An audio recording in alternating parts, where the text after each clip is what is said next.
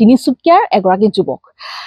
এই মুহূৰ্তত আমি উপস্থিত আছো তিনিচুকীয়া জিলাৰ বৰহাবজানত, আৰু বৰহাবজানত যেহেতু খেতিৰ বাবে আচলতে বিখ্যাত, তেখেতৰ নাম হৈছে ৰাহুল গুপ্তা। আৰু ৰাহুল গুপ্তা ডাঙৰীয়াই যেহেতু খুব সুন্দৰভাৱে আচলতে সম্পূৰ্ণ জৈৱিক পদ্ধতিৰে আজি খেতি কৰিছে, য'ত বিলাহীৰ পৰা আৰম্ভ কৰি কেপচিকামৰ পৰা আৰম্ভ কৰি আমি বিভিন্ন ধৰণৰ শাক পাচলি তেওঁ ইয়াত কৰিবলৈ যত্ন কৰিছে। লগতে দেখিব পৰা গৈছে খুব সুন্দৰভাৱে তেওঁ পলি হাউচত এনেদৰে বিলাহী খেতি কৰিছে বিঘাই বিঘাই। আৰু আমি দেখুৱাইছো পৰিৱেশ, যিহেতু তিনিচুকীয়াৰ বাবে এটা ভাল খবৰ, যিটো অসম গৌৰৱ বঁটাৰে সন্মানিত। আজি দেখুৱাইছো এজন যুৱক, যি তিনিচুকীয়াৰ আচলতে উদ্যমী যুৱক বুলি ক'ব লাগিব। আৰু তেওঁ ইমান সুন্দৰভাৱে আচলতে সকলোৰে সুনাম কঢ়িয়াই আনিছে, বা লগতে সকলোৱে এটা কথা কৈছে যে এনেধৰণৰ যি খেতি, বিশেষকৈ কোনো ৰাসায়নিক দ্ৰব্য নোহোৱাকৈ আজি সুন্দৰভাৱে আজি তেওঁ খেতি কৰিছে। আৰু এই যি বিলাহীয়ে হওক বা কেপচিকাম, কিন্তু আমি ফ্ৰিজতো থ'ব নালাগে বা ফ্ৰিজৰ বাহিৰতো থ'ব নালাগে। 20 দিন ধৰি এটা গেৰাণ্টি দিয়া হৈছে যে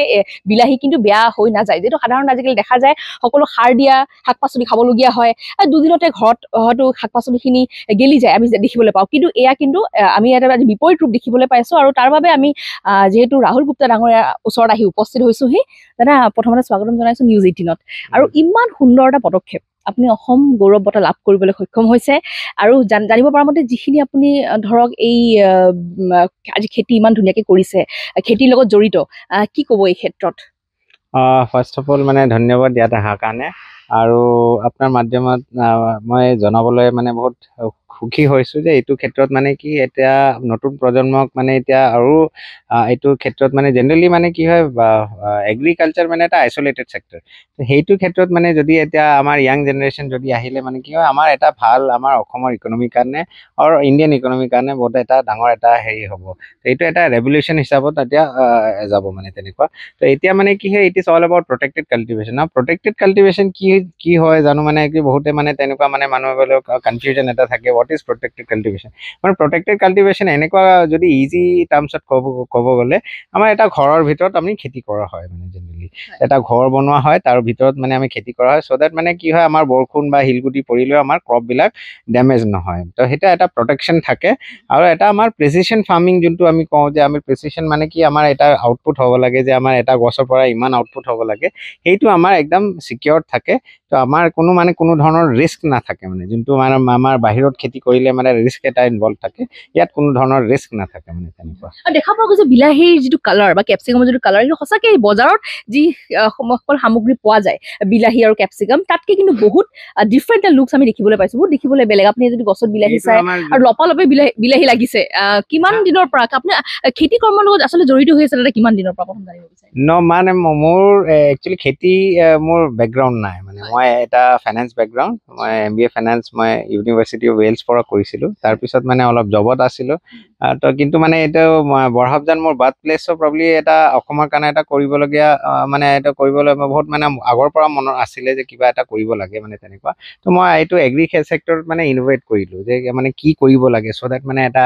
হেৰি হয়। তো যিহেতু ফাইনেন্স বেকগ্ৰাউণ্ড আৰু agri background is totally different field, মানে কোনো এটা সম্পৰ্ক নাই। তো কিন্তু মানে অলপ ৰিচাৰ্চ কৰিলোঁ, এণ্ড 2019 মই ষ্টাৰ্ট কৰিছিলোঁ। তাৰপিছত মানে অলপ এটা মানে শিকিবলৈ এটা পিৰিয়ড হ'ল, মানে because like initially when I started মানে এটা ডেজাৰ্ট লেণ্ডত আছিলোঁ, কোনো ৰাস্তা গম পোৱা নাছিলোঁ যে কেনেকুৱা যাব লাগে, প্লান টু প্লান কিমান ডিষ্টেঞ্চ হ'ব লাগে, ড্ৰিপ ইৰিগেশ্যন কেনেকুৱা ইনষ্টল হ'ব লাগে, আমাৰ integrated pest management, disease management, এইবিলাক মানে একো আইডিয়া নাছিলে। চ' প্ৰব্লি সেইটো শিকি পেলাই তাৰপিছত ক'ভিড আহি গ'ল। ক'ভিড অহাৰ পিছত সেইটো টাইমটো মানে বহুত মানে মই ভাবিলোঁ যে মোৰ গোটেই ইনভেষ্টমেণ্টটো মানে এতিয়া মানে নাইকিয়া হৈ যাব তেনেকুৱা। তাৰপিছত মানে এটা হেৰি হ'ল যে আমাৰ আকৌ ৰিচেট, সেইটো মই কি কৰিম, এদিন ভাবি মেলি মই এটা কাম কৰিলোঁ যে মই ভাবিলোঁ যে মানে মই কিবা মোৰ লুফলছ আছে বা কিবা আমাৰ হেৰি আছে, সেইটো মোক মানে ৰিচাৰ্চ কৰিব লাগে। তাৰপিছত মই ৰিচাৰ্চ ষ্টাৰ্ট কৰিলোঁ। ৰিচাৰ্চ ষ্টাৰ্ট কৰাৰ পিছত মানে কি হয়, মানে গোটেই ষ্টাডি কৰিলোঁ, ভালকৈ ষ্টাডি কৰিলোঁ। আৰু ষ্টাডি কৰাৰ পিছত মানে আৰু মানে আপোনাৰ এটা লাৰ্ণ কৰিলোঁ যে কেনেকুৱা আকৌ কৰিব লাগে। আৰু তাৰপিছত মানে যেতিয়া ক'ভিড আমাৰ লকডাউন শেষ হ'ল, সেইটো গোটেই বস্তুবিলাক মানে তাকো ইমপ্লিমেণ্ট কৰিলোঁ আৰু এটা ভাল ৰিজাল্ট পালোঁ ভাল ৰিজাল্ট পোৱাৰ পিছত মানে এটা মানে first I started with green house 1 1 বিঘাত ষ্টাৰ্ট কৰিছিলোঁ এতিয়া 5 বিঘা ওপৰত মানে মই খেতি কৰি আছোঁ মানে এটা কথা জানিব বিচাৰিম যিহেতু জানিব পৰা গৈছে যে আপুনি যিখিনি বীজ আচলতে বিলাহী হওক বা কেপচিকামৰ সেইখিনি নেদাৰলেণ্ডৰ পৰা আনা কিমান কি এইটো সঁচা কথা যেতিয়া আপুনি আৰম্ভ কৰিছিলে সেইটো মানে ইনিচিয়েলি মানে ষ্টাৰ্টেড মানে কোনো আইডিয়া নাছিলে কিন্তু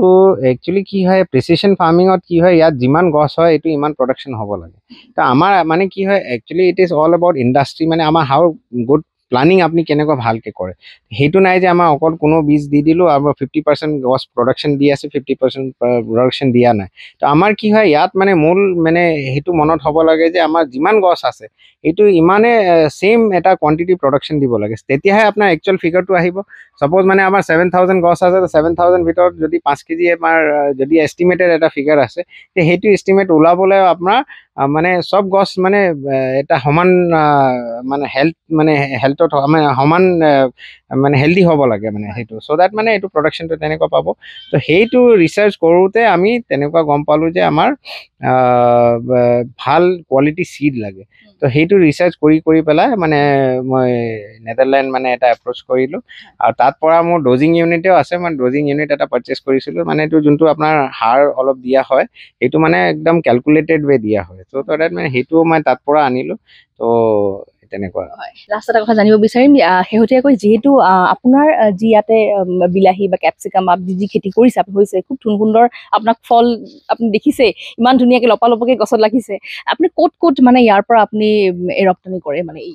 ক'ত যায় মানে এইটো মেইনলি মোৰ তিনিচুকীয়া এটা ডাঙৰ মাৰ্কেট আৰু মানে মই তিনিচুকীয়া কাষ্টমাৰ্ছবিলাক মই থেংক ইউ জনাবলৈ মানে আপোনাৰ থ্ৰুৱেদি মানে এইটো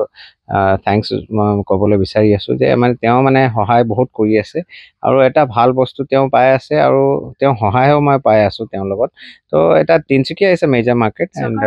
কিবা আহ্বান জনাব বিচাৰিলে চৰকাৰৰ ফালৰ পৰা মানে মই অলৰেডি পাই আছোঁ একচুৱেলি এণ্ড অলৰেডি মানে এটা আমাৰ চৰকাৰ মানে হৰ্টিকালচাৰ ডিপাৰ্টমেণ্টৰ লগত মানে অলপ ভাল এটা হেৰি আছে আমাৰ APC মেডামো মানে ভালকৈ মানে এইটো আমাৰ যিমান ফাৰ্মাৰ এতিয়া মানে মোৰ মেইন মটিভ হ'ল যে আমাৰ আফটাৰ এৱাৰ্ডটো পোৱাৰ পিছত মানে কি হয় আমাৰ মেইন এতিয়া ৰেছপনচিবিলিটি আৰু বাঢ়ি গ'ল এতিয়া মোৰ মেইন উদ্দেশ্য হ'ল যে আমাৰ ফাৰ্মাৰ্ছবিলাক কেনেকুৱা আপলিফ্ট কৰিবলৈ সেইটো আমি চেষ্টাত কৰি আছোঁ আৰু সেইটো ভাল মানে সৰু এটা আমাৰ ল' কষ্ট পলি হাউচ আমি প্ৰমোট কৰি আছোঁ চ' দেট মানে যোনে ফাইনেন্সিয়েলি অলপ বেকৱাৰ্ড আছে বা তেনেকুৱা আছে যদি তেওঁ প্ৰটেক্টেড কাল্টিভেশ্যন আহি বিচাৰিলে এইটো ল' কষ্ট পলি হাউচ গভৰ্ণমেণ্টে প্ৰভাইড কৰি আছে তাত কৰিব পাৰিব বহুত বহুত ধন্যবাদ দাদা এয়া আছিলে অসম গৌৰৱ ৰাহুল গুপ্তা ডাঙৰীয়া আৰু এই মুহূৰ্তত আমি যিহেতু বৰহাব জানত উপস্থিত আছোঁ আৰু তেওঁ যিহেতু 5 বিঘা মাটি প্ৰথম আৰম্ভণিতে তেওঁ 1 বিঘা মাটিত কৰিছিলে কিন্তু সফলতা পোৱাৰ পিছত তেওঁ এতিয়া দেখা পোৱা গৈছে 5 বিঘা মাটিত খুব সুন্দৰভাৱে পলি হাউচ বনাই এনেদৰে সম্পূৰ্ণ যাতে কোনো ধৰণৰ ৰাসায়নিক দ্ৰব্য নিদিয়াকৈ জৈৱিকভাৱে আজি তেওঁ এনেদৰে